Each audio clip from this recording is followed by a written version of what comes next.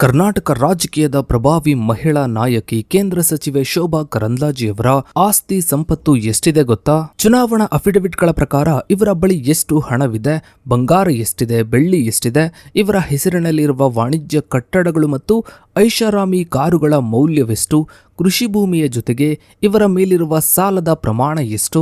ಇದಷ್ಟೇ ಅಲ್ಲ, ಶೋಭಾ ಕರಂದ್ಲಾಜೆಯವರ ರಾಜಕೀಯ ಬೆಳವಣಿಗೆಯಲ್ಲಿ ಮಾಜಿ ಮುಖ್ಯಮಂತ್ರಿ BS ಯಡಿಯೂರಪ್ಪನವರ ಪಾತ್ರವೇನು, ಶೂನ್ಯದಿಂದ ಸಚಿವೆ ಸ್ಥಾನದವರೆಗೆ ಬೆಳೆದು ಬಂದ ಇವರ ಸಂಪತ್ತಿನ ಬೆಳವಣಿಗೆಗೂ ಯಡಿಯೂರಪ್ಪ ಅವರ ಮಾರ್ಗದರ್ಶನಕ್ಕೂ ಇರುವ ಸಂಬಂಧವೇನು, ಇದರ ಬಗ್ಗೆನೇ ಒಂದು ವಿಶೇಷ ವರದಿ ಇದೆ, ಬನ್ನಿ ನೋಡ್ತಾ ಹೋಗೋಣ.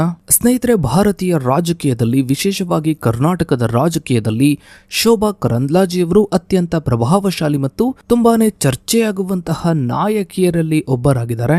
ಕರಾವಳಿ ಕರ್ನಾಟಕದ ಪುತ್ತೂರಿನ ಸಾಮಾನ್ಯ ಹಿನ್ನೆಲೆಯಿಂದ, ಸಾಮಾನ್ಯ ಕುಟುಂಬದಿಂದ ಬಂದು ಇಂದು ಕೇಂದ್ರ ಸಚಿವ ಸಂಪುಟದಲ್ಲಿ ಪ್ರಮುಖ ಸ್ಥಾನವನ್ನು ಅಲಂಕರಿಸುವವರೆಗಿನ ಇವರ ಪಯಣವು ರಾಜಕೀಯ ಮಹತ್ವಾಕಾಂಕ್ಷೆ, ಆಡಳಿತಾತ್ಮಕ ದಕ್ಷತೆ ಮತ್ತು ಸಂಕೀರ್ಣ ಆರ್ಥಿಕ ಬೆಳವಣಿಗೆಗಳ ಮಿಶ್ರಣವಾಗಿದೆ. ಸ್ನೇಹಿತರೆ, 2024ರ ಲೋಕಸಭಾ ಚುನಾವಣೆಯ ಸಂದರ್ಭದಲ್ಲಿ ಬೆಂಗಳೂರು ಉತ್ತರ ಕ್ಷೇತ್ರದಿಂದ ಸ್ಪರ್ಧಿಸಿದ ಶೋಭಾ ಕರಂದ್ಲಾಜೆಯವರು ಸಲ್ಲಿಸಿದ ಪ್ರಮಾಣ ಪತ್ರದ ಪ್ರಕಾರ, ಅಫಿಡವಿಟ್ನ ಪ್ರಕಾರ ಇವರ ಒಟ್ಟು ಆಸ್ತಿಯ ಮೌಲ್ಯವು ಸುಮಾರು 13.89 ಕೋಟಿಯಷ್ಟಿದೆ. ಕಳೆದ ಒಂದು ದಶಕದಲ್ಲಿ ಇವರ ಆಸ್ತಿಯಲ್ಲಿ ಗಮನಾರ್ಹ ಏರಿಕೆಯಾಗಿದ್ದು, ಇದು ಇವರ ವೃತ್ತಿ ಜೀವನದ ಬೆಳವಣಿಗೆಯನ್ನ ಪ್ರತಿಬಿಂಬಿಸುತ್ತೆ.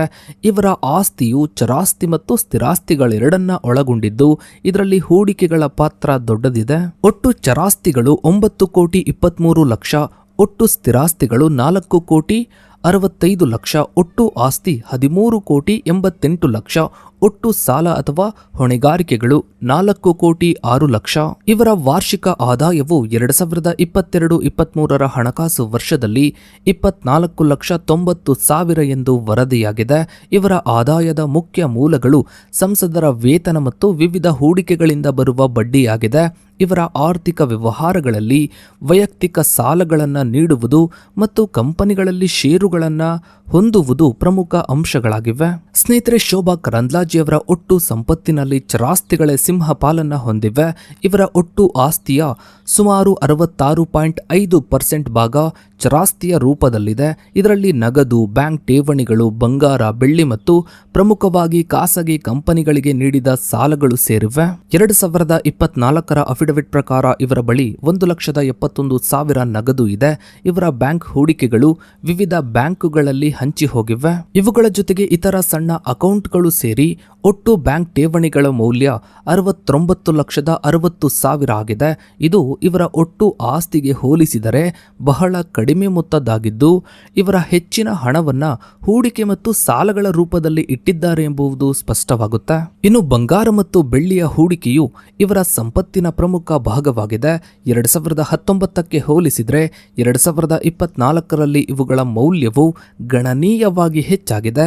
ಇದು ಮಾರುಕಟ್ಟೆಯಲ್ಲಿ ಬಂಗಾರ ಬೆಲೆ ಏರಿಕೆಯ ಪರಿಣಾಮವೂ ಆಗಿದೆ. ಗೋಲ್ಡ್ ಬಿಸ್ಕೆಟ್ಗಳು. ಶೋಭಾ ಕರಂದ್ಲಾಜೆಯವರು 1000 ಗ್ರಾಂ ತೂಕದ ಅಂದರೆ 1 kg ತೂಕದ ಗೋಲ್ಡ್ ಬಿಸ್ಕೆಟ್ಗಳನ್ನು ಹೊಂದಿದ್ದಾರೆ. ಇದರ ಪ್ರಸ್ತುತ ಮೌಲ್ಯ 68,40,000 ಆಗಿದೆ. ಇನ್ನು ಚಿನ್ನದ ಆಭರಣಗಳು. ಇವರ ಬಳಿ 650 ಗ್ರಾಂ ಚಿನ್ನದ ಆಭರಣಗಳಿವೆ. ಇನ್ನು ಬೆಳ್ಳಿ 1400 ಗ್ರಾಂ ಬೆಳ್ಳಿ ಮತ್ತು 220 ಗ್ರಾಂ ಬೆಳ್ಳಿಯ ವಸ್ತುಗಳನ್ನು ಇವರು ಹೊಂದಿದ್ದಾರೆ. ಚಿನ್ನದ ಆಭರಣಗಳು ಮತ್ತು ಬೆಳ್ಳಿಯ ವಸ್ತುಗಳ ಒಟ್ಟು ಮೌಲ್ಯ 40 ಲಕ್ಷ ಎಂದು ಅಂದಾಜಿಸಲಾಗಿದೆ. ಹೀಗಾಗಿ ಕೇವಲ ಅಮೂಲ್ಯ ಲೋಹಗಳ ರೂಪದಲ್ಲಿಯೇ ಇವರು 1,08,00,000 ಮೌಲ್ಯದ ಸಂಪತ್ತನ್ನ ಹೊಂದಿದ್ದಾರೆ. ಇನ್ನು ಕುತೂಹಲಕಾರಿ ಸಂಗತಿ ಏನು ಅಂದ್ರೆ, ಇಷ್ಟೆಲ್ಲ ಆಸ್ತಿಗಳಿದ್ರೂ ಕೂಡ ಶೋಭಾ ಕರಂದ್ಲಾಜೆಯವರ ಹೆಸರಿನಲ್ಲಿ ಪ್ರಸ್ತುತ ಯಾವುದೇ ಐಷಾರಾಮಿ ಕಾರುಗಳು ಇಲ್ಲ.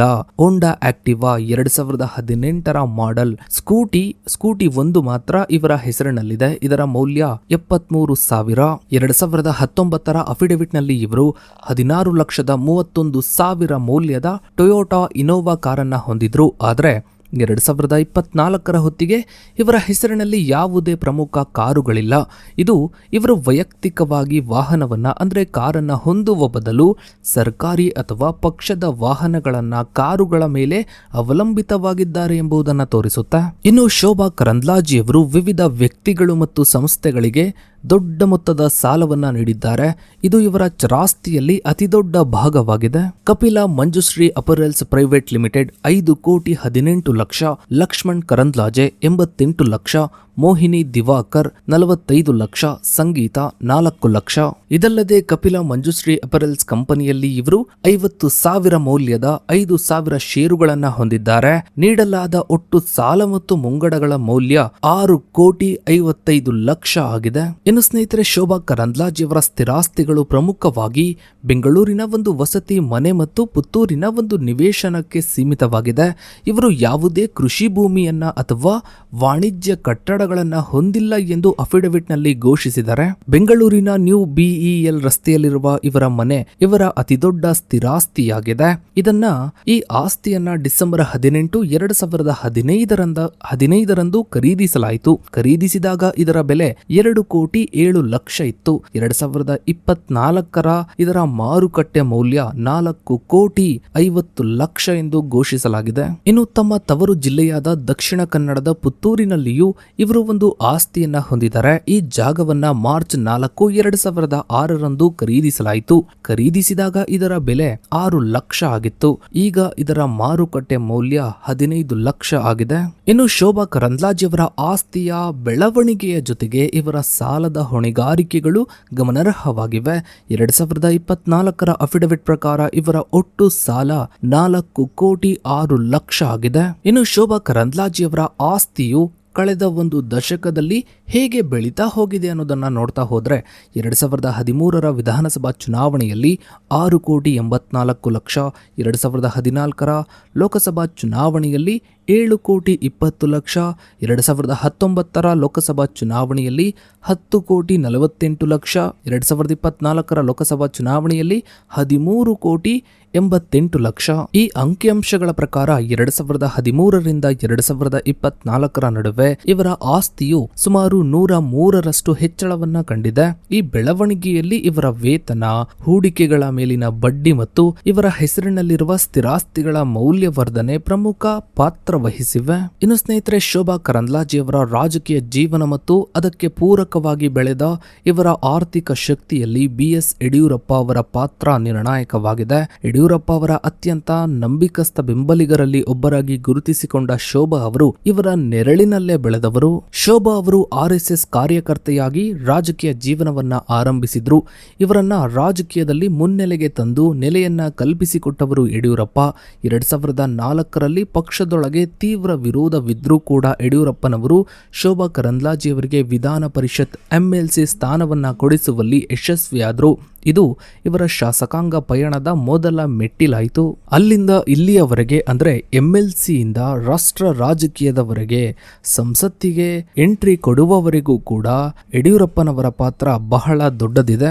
ಸೊ ಇದಾಗಿತ್ತು ಸ್ನೇಹಿತರೆ ಇವತ್ತಿನ ಈ ಒಂದು ವಿಡಿಯೋದ ಬಗ್ಗೆ ನಿಮ್ಮ ಅನಿಸಿಕೆ ಅಭಿಪ್ರಾಯಗಳನ್ನ ತಪ್ಪದೇ ಕಮೆಂಟ್ ಸೆಕ್ಷನ್ ಅಲ್ಲಿ ಕಮೆಂಟ್ ಮಾಡಿ. ಹಾಗೆ ವಿಡಿಯೋಗೊಂದು ಲೈಕ್ ಮಾಡ್ತಾ ವಿಡಿಯೋನ ಆದಷ್ಟು ಎಲ್ಲ ಕಡೆ ಶೇರ್ ಮಾಡಿ. ನೀವಿನ್ನೂ ನಮ್ಮ ಚಾನಲ್ಗೆ ಸಬ್ಸ್ಕ್ರೈಬ್ ಆಗಿಲ್ಲ ಅಂದ್ರೆ ಕೆಳಗಡೆ ಕಾಣ್ತಾ ಇರೋ ಸಬ್ಸ್ಕ್ರೈಬ್ ಅನ್ನ ಕ್ಲಿಕ್ ಮಾಡಿ. ಹಾಗೆ ಪಕ್ಕದಲ್ಲಿ ಕಾಣೋ ಬೆಲ್ ಐಕಾನ್ ಕೂಡ ಕ್ಲಿಕ್ ಮಾಡಿ. Thanks for